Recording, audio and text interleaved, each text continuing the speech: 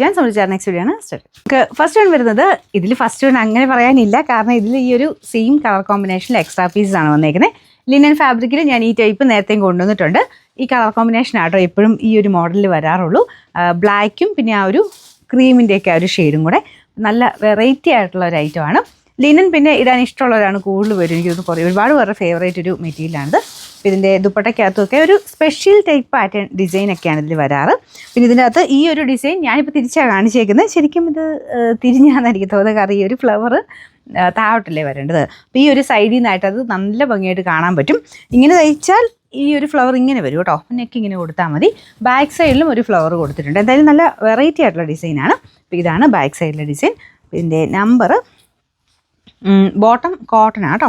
Number AJ 687, rate 1290, 1297.